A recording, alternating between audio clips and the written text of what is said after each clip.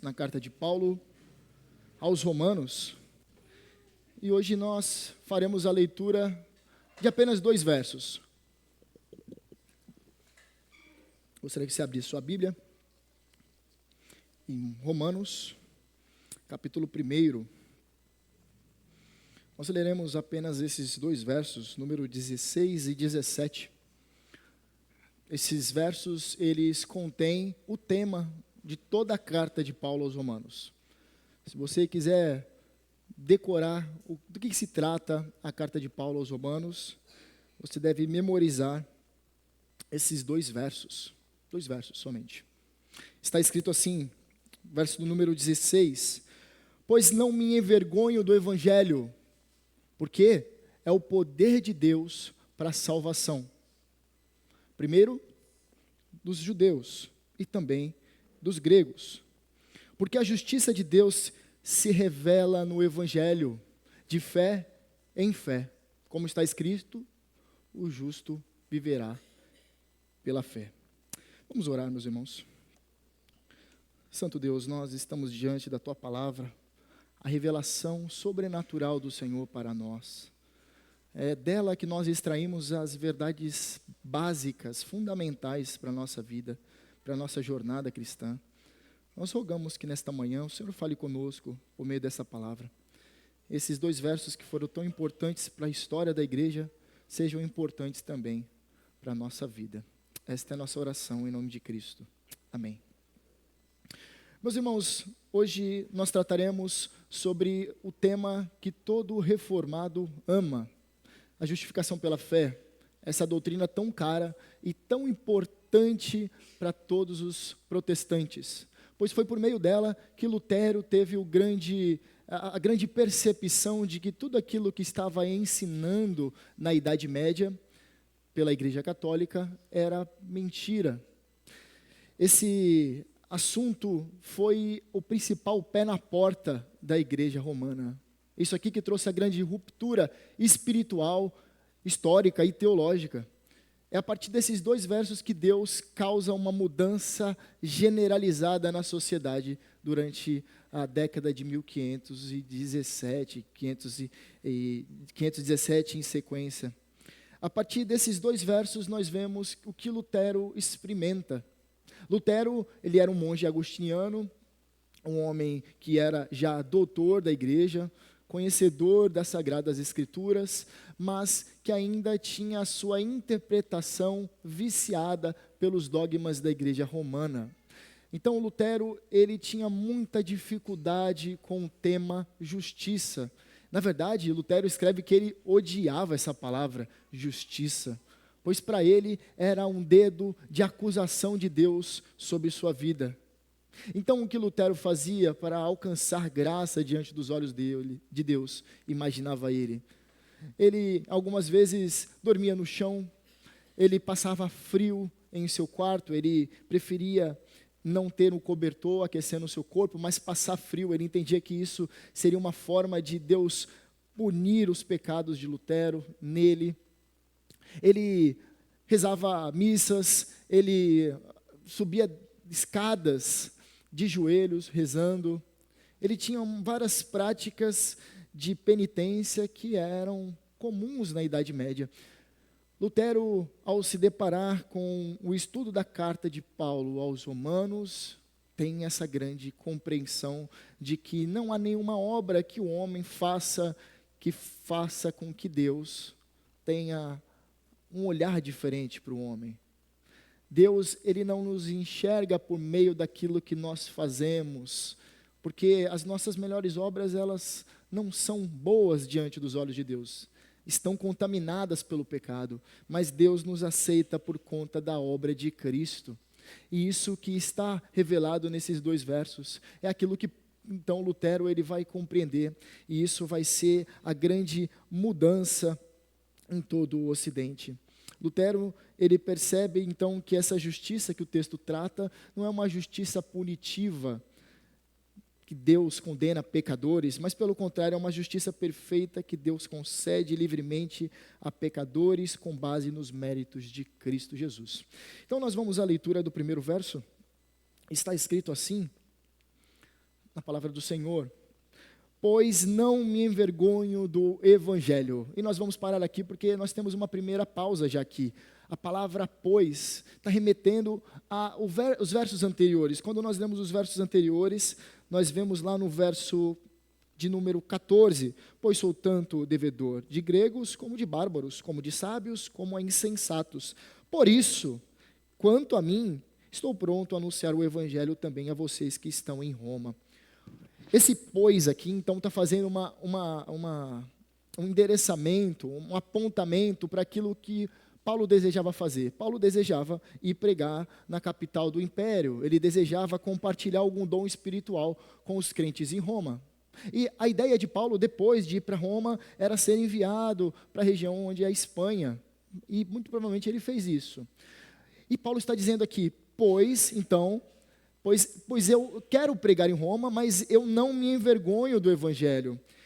E aqui, meus irmãos, é muito interessante Paulo estar falando que ele não se envergonha, porque ele está indo primeiramente para a capital do império, onde que na capital do império estão os maiores intelectuais da época, onde estão os poderosos, os que têm mais poder de influência sobre o império, e o império dominava praticamente grande parte do Ocidente, e era numeroso demais as terras que o Império Romano já havia tomado. Então Paulo está falando, eu não me envergonho do Evangelho, porque tem uma mensagem poderosa para chegar aí. Eu não me envergonho diante dos intelectuais, dos poderosos, do Senado. Eu não me envergonho nem diante do imperador Nero. Eu não me envergonho porque eu estou indo para ir para compartilhar algo. Eu não tenho vergonha, não tenho medo. Na verdade, ao contrário de não ter vergonha, o que Paulo está querendo dizer, na verdade, em falar que não tem vergonha, muito pelo contrário, eu tenho um orgulho de pregar o Evangelho. Eu tenho orgulho de estar diante de vocês anunciando as boas novas de salvação. Eu não fico tímido, não. Eu vou com ousadia para pregar o Evangelho. Nada vai me impedir, eu não vou ficar envergonhado diante dessa situação. E aqui tem a palavra evangelho, né, que é colocada. E em nossos dias, alguns questionam o que significa a palavra evangelho. A palavra evangelho, ela vem de uma situação. Existia assim. Imagine que antigamente existiam 2 exércitos se combatendo, tá? Então esses exércitos, eles se encontravam em um fronte de batalha. Quando eles se encontravam ali, eles lutavam. Tinha as lutas, e lutas de vida ou morte. Não tinha armas naquela época, armas de fogo, somente armas de corte, ou então lanças. Nós tínhamos tochas sendo lançadas, enfim, nós tínhamos armas no quesito manual, armas brancas para enfrentamento. Mas nesse combate aqui, vamos imaginar que esses exércitos, eles estão vindo com muitas pessoas de um lado e o outro estão vindo com muitas pessoas do outro lado. E vão se enfrentar nesse fronte. Em um dado momento, o combate acaba porque esse grupo aqui, ele venceu, certo? E por ter vencido, esse aqui já é declarado derrotado. Então nem precisam vir o restante dos soldados. Então, esse grupo aqui que venceu, vai sair um mensageiro para anunciar para o restante do exército. E ele vem com um estandarte. Eles vêm de cavalo anunciando, nós vencemos. Nós triunfamos sobre o exército inimigo. Vocês não precisam se degladiar, vocês podem retornar. Vamos nos alegrar, vamos comemorar, pois nós vencemos essa luta. Esse homem que levava a notícia era o chamado do evangelista, aquele que levava as boas notícias que alguém venceu a batalha por eles. Então isso é o Evangelho. O que é o Evangelho? É a declaração das boas novas, das boas notícias. Mas quando nós analisamos as Escrituras, nós sabemos que as boas novas falam a respeito de uma pessoa somente. Fala somente acerca de Cristo Jesus, o Filho de Deus. Está falando da encarnação de Deus. Deus se faz carne e habita, tabercula em nosso meio. Fala da humilhação desse Deus, pois esse Deus ele vem como homem, em um estado de humilhação, não por conta somente da questão da pobreza, mas ele vem para viver no meio de homens impuros, de lábios impuros. Ele vem para viver no meio de pessoas que são inimigas de Deus. Mas aí nós temos a sequência, ele vem, ele habita entre nós, cheio de graça e de verdade, mas também tem o ministério dele, e durante seu ministério ele é rejeitado, ele é humilhado. Muitos rejeitam a verdade revelada na pessoa de Jesus. Ele é humilhado, ele é rejeitado antes mesmo do seu vilipêndio na cruz do Calvário. Mas finalmente ele chega na cruz do Calvário. após ser açoitado, humilhado, cuspido, traído, ele chega na cruz do Calvário e ele é pregado entre dois ímpios. E ali, a outra demonstração da humilhação de Deus. Deus é humilhado diante dos olhos do homem. O homem é tão perverso que Deus veio em pureza, sem pecado, e mesmo assim o homem crucificou a Deus. Aqui é a demonstração da malignidade, da perversão que há, não no coração dos antigos, mas também no nosso. Se Jesus viesse em nossos dias, nós também o crucificaríamos. Essa é a verdade, meus irmãos. A sequência é que ele é morto, mas ao terceiro dia ele é ressurreto. E ele depois ascende os céus. Depois de aparecer muitas vezes aos seus discípulos, ele ascende os céus. E ele dá uma instrução antes disso. Ide e pregai o evangelho a toda criatura. Toda autoridade me for dada, portanto, ide e fazei discípulos, batizando em nome do Pai, do Filho e do Espírito Santo. E eu estarei convosco todos os dias até a consumação dos séculos. Aqui é o Evangelho, fala sobre uma pessoa, Jesus Cristo. Paulo, ele não tinha vergonha de levar essa mensagem diante dos poderosos. Por mais intelectuais que fossem, por mais que sábios se julgassem, Paulo está lá sem nenhum tipo de restrição. Ele não se envergonha do Evangelho, ele não se envergonha da pessoa de Cristo, ele não se envergonha de testemunhar sobre aquilo que Deus faz na vida de pecadores. E o texto continua. Porque é o poder de Deus. O que é o poder de Deus? O Evangelho. O Evangelho é a demonstração do poder de Deus. E aqui é uma declaração extremamente política, porque imagine, Paulo está enviando a carta para pessoas que experimentavam de perto do poderio militar e político do Império Romano. E ele está falando assim, eu não me envergonho do Evangelho porque é o poder de Deus. E esse poder de Deus é poderoso, essa mensagem que tem o poder de Deus é poderosa para salvar pecadores. Coisa que é impossível, por mais poderosos que os homens sejam, eles não podem perdoar pecados. Essa mensagem nem o imperador Nero tem como decretar, ele não tem como perdoar pecados. Essa mensagem é o poder de Deus para salvar. E aqui, meus irmãos, é maravilhoso, pois quando nós damos conta que essa mensagem que nos alcançou manifesta o poder de Deus, a ação de Deus para nos convencer, aí nós podemos nos alegrar. Todas as vezes que nós temos contato com a palavra de Deus, pois devemos ter certeza, pois é Deus falando conosco, é Deus testemunhando ao nosso coração a sua mensagem por meio do poder infalível, soberano do Espírito Santo, que arrebenta com as nossas defesas, estilhaça com a nossa inimizade com Deus e atrai-nos para o nosso Senhor. O texto ele continua dizendo, porque é o poder de Deus para quê? Para a salvação. E aqui, meus irmãos, o termo salvação tem que ser debatido e nós debateremos mais tarde na pregação de à noite, né, de mais tarde. Eu quero tratar no período da noite a continuação do texto. Se a mensagem da manhã é que a justiça de Deus se revela no Evangelho, de noite nós vamos seguir o raciocínio de Paulo. A ira de Deus se manifesta dos céus. Hoje à noite nós vamos tratar sobre a ira de Deus, o tema da ira de Deus, né? Alguns teleevangelistas, alguns mensageiros hoje em dia descartam, falam que Deus não é um Deus irado, não é um Deus que sente ódio, sente repulsa, que Ele odeia o pecado, Ele odeia o pecador, e Ele odeia toda a prática de iniquidade e transgressão. Muito pelo contrário, nós vamos ver que Paulo, ele demonstra que Deus odeia o pecado e aquele que comete pecado de maneira voluntária, de maneira que há obstinação no coração. Então, quando nós pensamos sobre o texto que vem na sequência, sobre a ira de Deus, e nós vemos essa palavra aqui, salvação, ela tem uma conotação especial, obviamente está falando sobre a salvação da ira de Deus. Sim, quando nós lemos a carta inteira, nós sabemos que nós somos livres da culpa do pecado, da presença do pecado e do poder do pecado. Mas quando nós vemos a carta de Paulo na sequência, em seus versos sequentes, ele está falando sobre a ira de Deus. Ou seja, Paulo está dizendo que é poder de Deus para nos salvar da ira de Deus. Como eu posso ser salvo? Se alguém te perguntar para você, como posso ser salvo? Aí você tem que responder para ela assim, ó, bom, para você ser salvo, você precisa ter a obediência a Deus desde quando você é bebezinho até você envelhecer e morrer. Você tem que ser obediente por todo esse tempo, sem poder errar sequer uma vez. Aí você conseguirá ser salvo. Aí as pessoas vão olhar e falar, poxa, é muito difícil. Eu falei, porque se você tropeçar em um tio, você tropeçar em uma vírgula, você já transgrediu a lei inteira. Aí a pessoa vai falar, é impossível ser salvo. Eu falei, realmente, sim, você vai ter que responder, é impossível ser salvo. Para o homem é impossível nós obedecermos cabalmente à lei do Senhor. É impossível. Se você tentar fazer isso, você falhará miseravelmente, porque você é pecador. E eu também.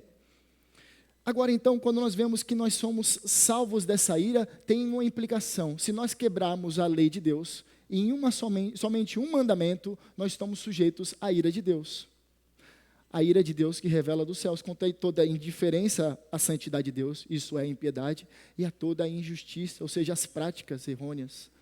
A ira de Deus se revela com aqueles que fazem o mal, todos aqueles que são pecadores. É o que o texto vai dizer mais tarde. Mas, dessa forma, então, o que eu quero dizer? Que essa salvação tem uma implicação de que todos nós estamos sujeitos à ira de Deus, até sermos alcançados pela graça de Deus e nos livrar. Então, Jesus assume nosso lugar na cruz. Ele recebe a ira de Deus em nosso lugar, e assim nós somos perdoados. Essa que é a mensagem do Evangelho.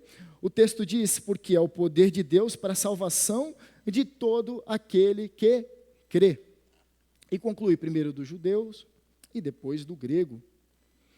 Isso tem uma implicação que Paulo está dizendo, que a salvação é pela fé, é pelo crer, é pelo depositar a fé, depositar a esperança, a confiança. A palavra fé, no hebraico, tem um sentido muito prático. A palavra emuná no hebraico significa quando você estiver se afogando, estiver passando um tronco, e a única chance de você se salvar, você agarra com toda a sua força esse tronco. E ali você se prende e não solta, senão você perecerá. A ideia de fé é essa, se agarrar com todas as suas forças. É ter fidelidade, é você não se desprender em momento algum, se agarrar com tudo aquilo que você tem. Isso é fé, isso é fé. E quando nós vemos a mensagem da salvação, nós devemos fazer isso, abraçarmos essa verdade revelada, que Cristo é o sacrifício perfeito, é o Cordeiro de Deus enviado para nos salvar. Essa é a mensagem da cruz. O texto, ele continua e chega, talvez no verso mais conhecido pelos evangélicos. Ele trata sobre aqui a justiça de Deus. E aqui é o tema da nossa mensagem, porque a justiça de Deus se revela no Evangelho.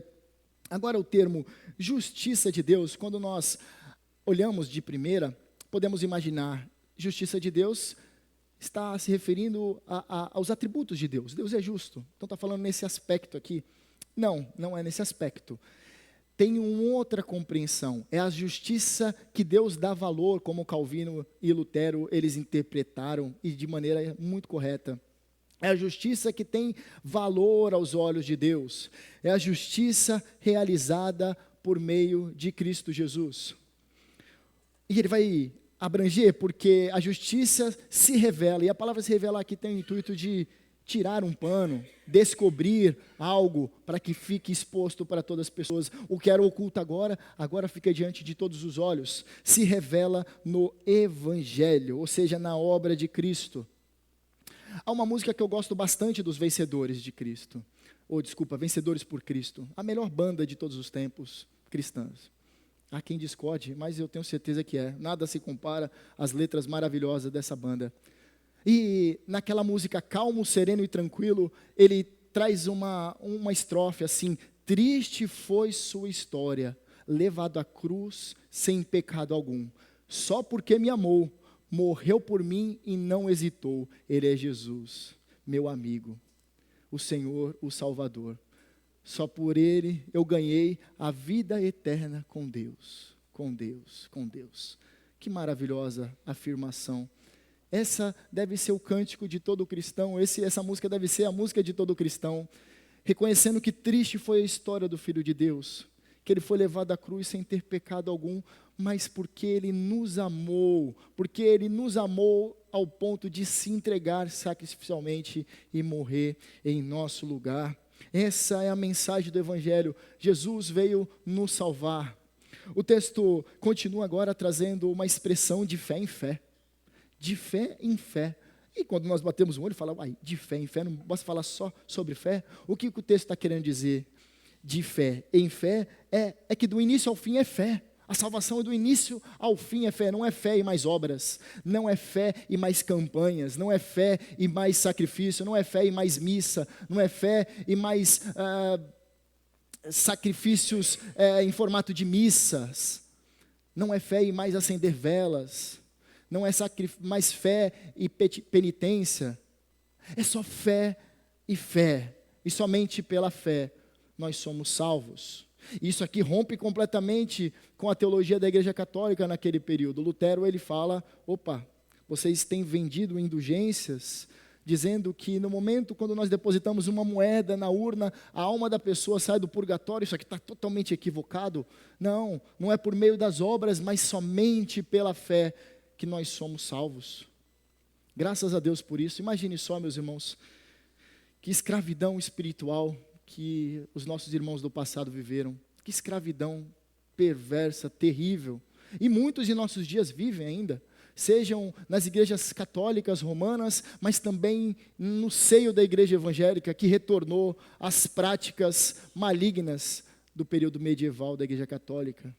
Muitas igrejas hoje têm ensinado que você não é somente salvo pela fé, mas você precisa contribuir com a salvação. Há músicas que dizem que estão pagando um preço para serem salvos.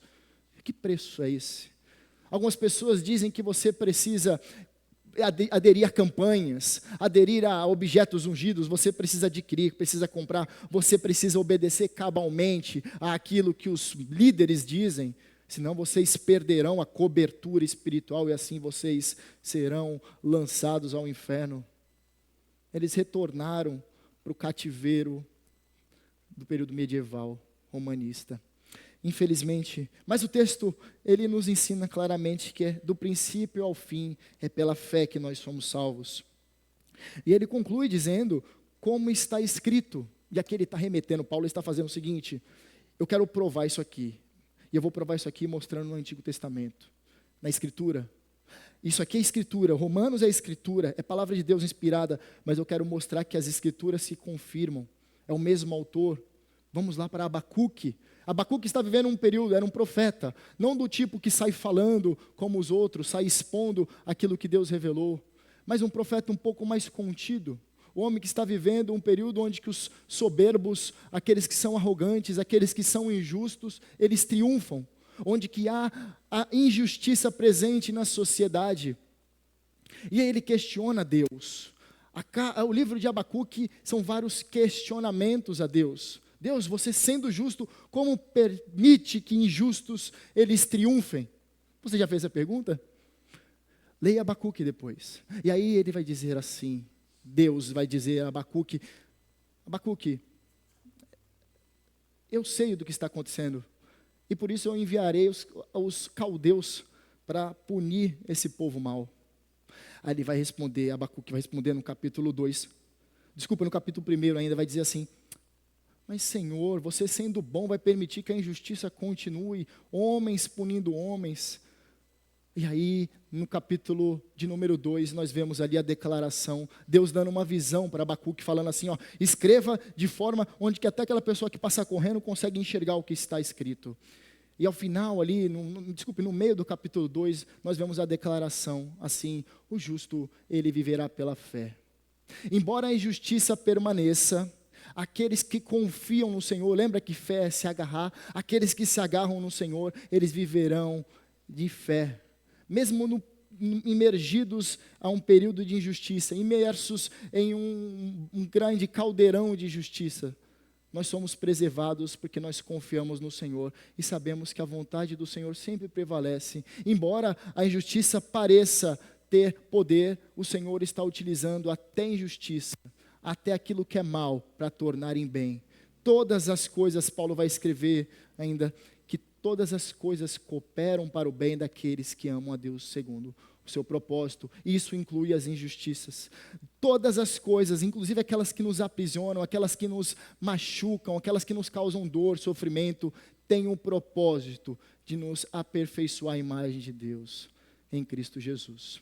Portanto, quando Paulo ele está retornando aqui, o justo viverá pela fé, Abacuque ele fala sobre o justo viverá pela fé num contexto material, né? Diante de injustiças sociais, diante de injustiças culturais, diante de dominações de povos maus. Mas Paulo ele está utilizando aqui, da mesma forma como o justo ele vive pela fé no ambiente material, o justo viverá pela fé no sentido espiritual. É assim que nós vivemos. O viver aqui é o viver espiritual. Paulo está fazendo uma transição do antigo para o novo, dizendo, nós vivemos pela fé, e pela fé no Filho de Deus, que nos amou e se entregou por nós.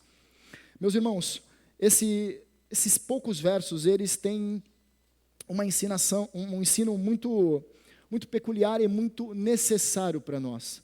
Ele fala sobre a doutrina da justificação pela fé. E isso aqui você tem que saber de cor. Se perguntar para você, assim, no seu trabalho, o que é justificação pela fé? Tem que estar na ponta da língua. Você tem que falar, eu sei que é justificação. Primeiro, justificação é um termo jurídico utilizado por Paulo. Justiça, justificador, justos, tornar justos, tem essa conotação. Justificação, portanto, grave. É um ato de Deus em tornar aqueles que são injustos em justos. É como se você tivesse um banco. Imagine você tem um banco com dinheiro e você tem um banco vazio. Porque vamos imaginar que esse banco é para guardar méritos seus, não guardar dinheiro, quantia em dinheiro. E você olha, está vazio, porque nada que você faça tem o poder de agradar a Deus. Nada que você faça tem o poder de atrair os olhos do Senhor para ti. Nada que você faça tem valor diante de Deus. E aí Cristo vem e assume o seu lugar, Ele morre em seu lugar, e todos os méritos de Cristo, todas as obras de Cristo, o banco com todos os tesouros em Cristo, são transportados para o seu banco. E aqui você enche o seu banco com todos os méritos de Cristo. É isso que é justificação pela fé. É o ato de você ser tornado justo diante de Deus, por conta não de seus méritos, mas por conta daquilo que Jesus fez. E também a forma como Deus nos enxerga.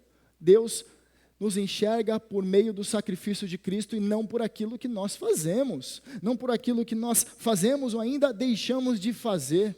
É somente por Cristo, é somente em Cristo. E Cristo deve ser aquilo que nós mais desejamos almejar na nossa vida. É Cristo, Cristo do início ao fim.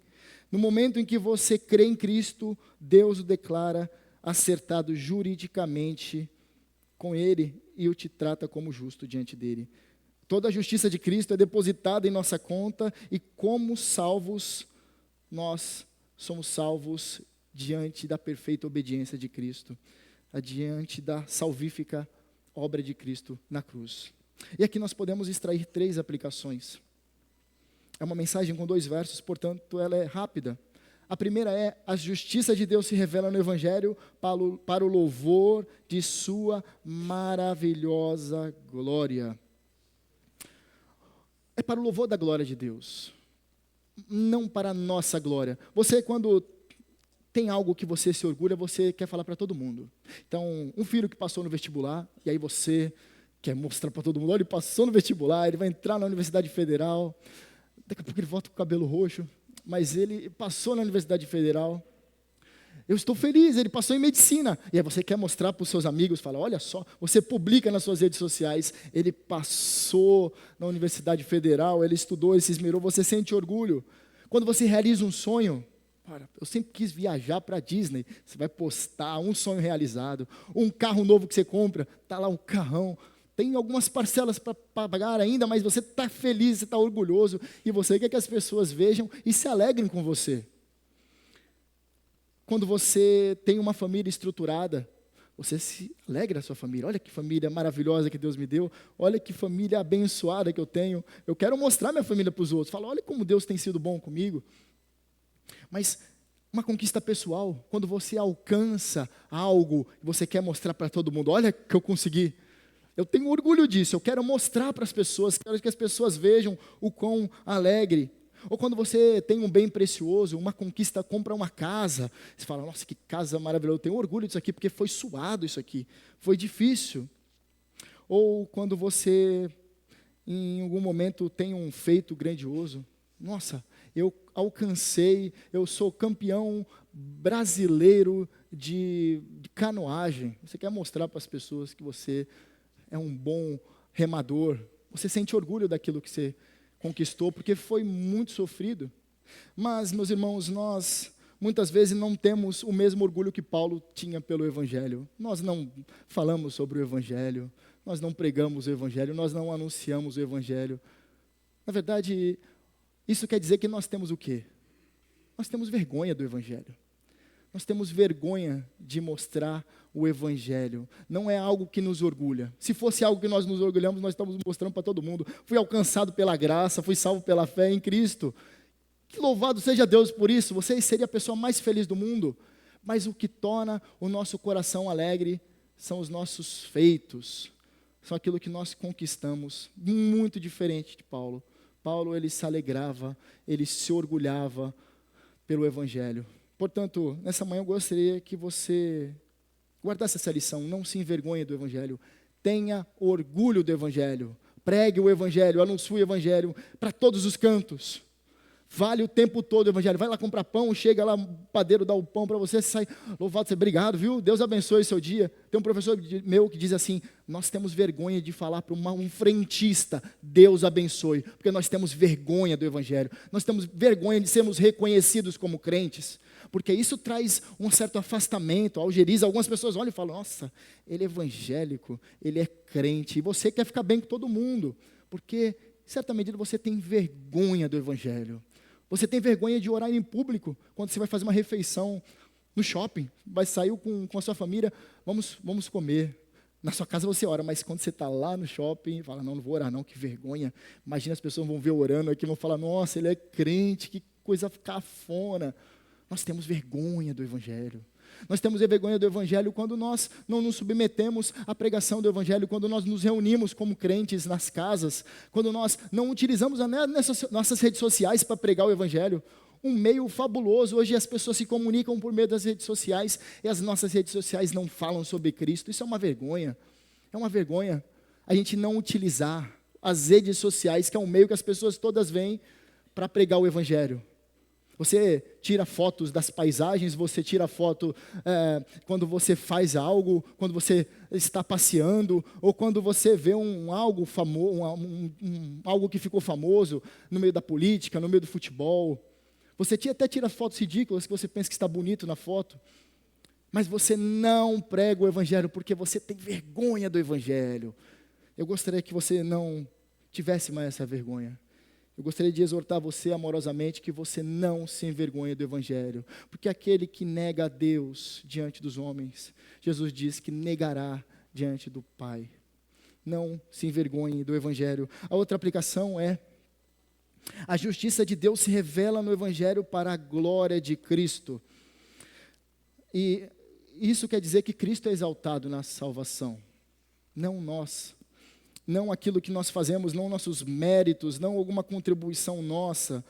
Todas as vezes que nós falamos, Deus me alcançou, mas eu tive que dar um passo. Deus andou 90%, mas eu tive que dar 10%.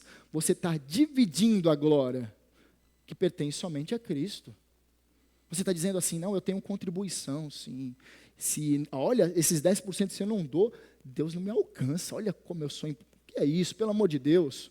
Você está morto em transgressões e pecados. Como você vai dar um passo morto?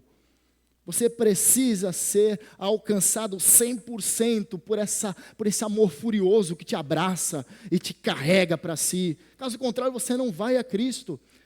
O nome de Cristo deve ser exaltado na nossa salvação. A salvação pertence ao Senhor. Esse é um dos versos que mais estão grifados em todo o Antigo Testamento. A salvação pertence ao Senhor, a salvação pertence ao Senhor. Não há nenhuma inclusão de méritos ou obras dos homens, mas somente a ação soberana de Deus. Portanto, Cristo tem que ser exaltado na salvação. As boas novas falam sobre Cristo, exaltam Cristo, apontam para Cristo. Eu gostaria de utilizar uma ilustração para isso. Imagine que você saiu para nadar ali na Biquinha em São Vicente. Eu vou utilizar São Vicente porque eu gosto da minha cidade. Você está ali em São Vicente nadando. E aí você deu algumas braçadas, chegou ali no meio do mar, ali, de repente você deu cãibra na sua perna, depois deu na outra, aí você já está com o braço cansado, você já não consegue nadar, não tem ninguém em sua volta, você vai padecer, você vai morrer.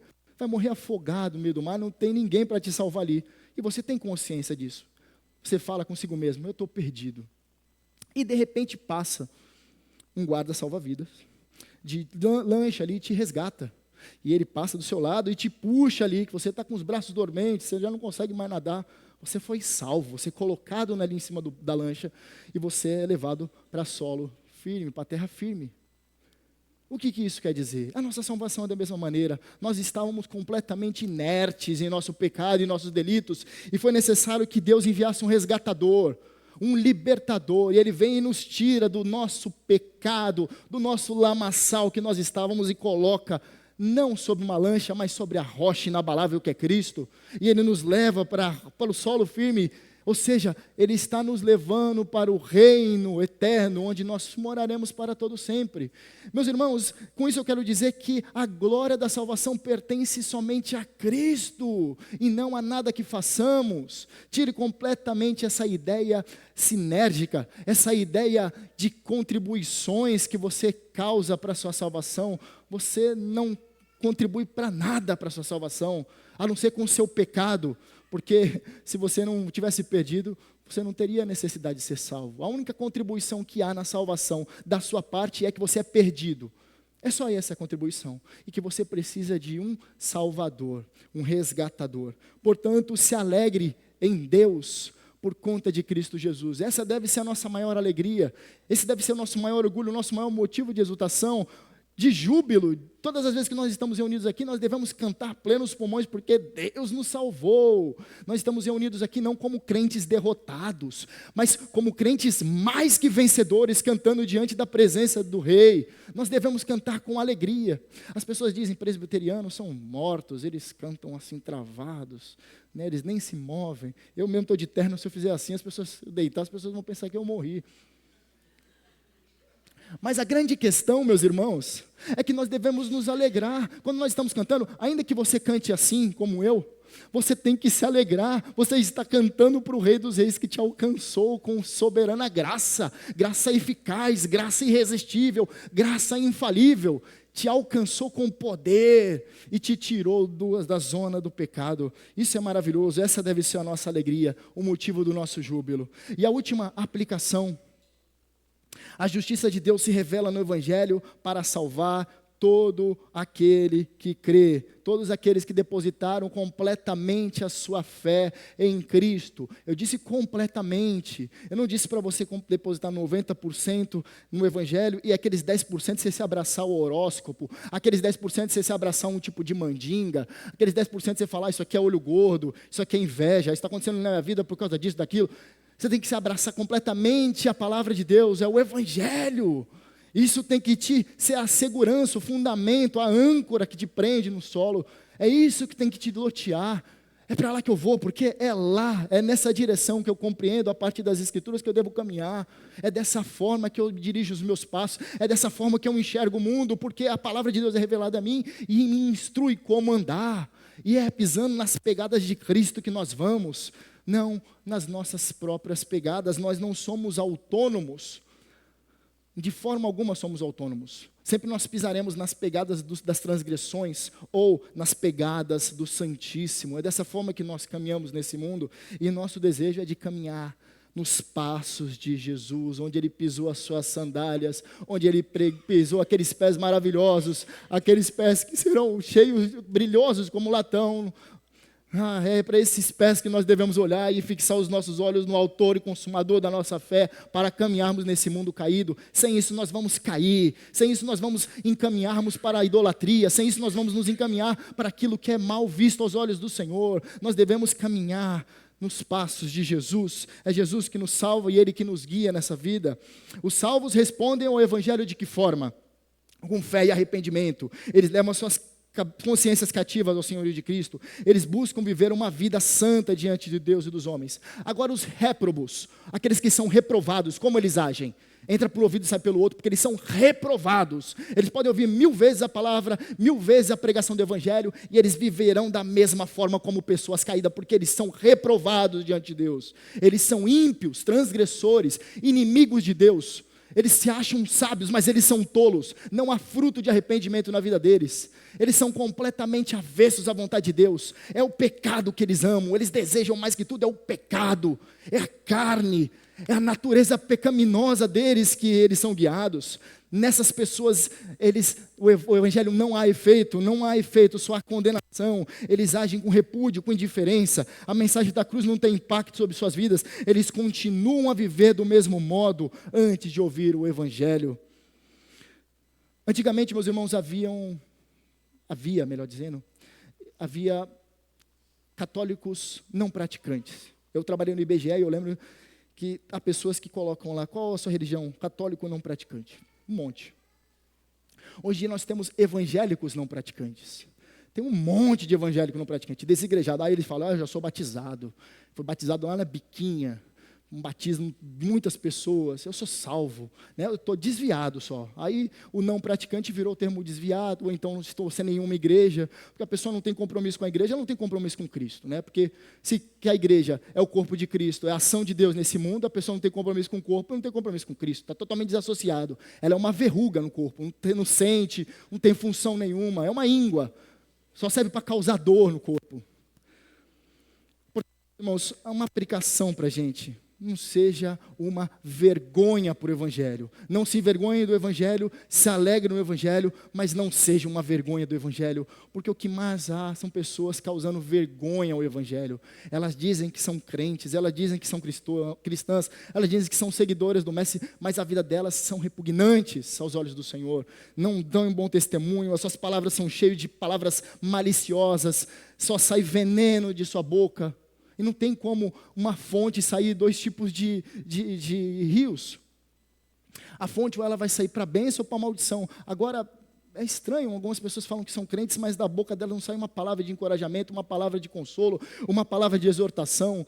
É só maldade, é perversidade, é mundo, só tem mundo na boca da pessoa. Ela vive do mundo, ela parece a mulher de Ló. A mulher de Ló, ela olha para trás porque ela amava muito o mundo. Muitas pessoas são assim, se transformaram em verdadeiras estátuas de sal. Mas um sal que não salga, um sal infrutífero, um sal que não dá sabor. Um sal que não só serve para ser lançado ao chão e ser pisado pelos homens. Nós precisamos, meus irmãos, sermos pessoas que têm orgulho do Evangelho e não sermos uma vergonha por Evangelho. Nós devemos nos alegrar porque Cristo nos alcançou.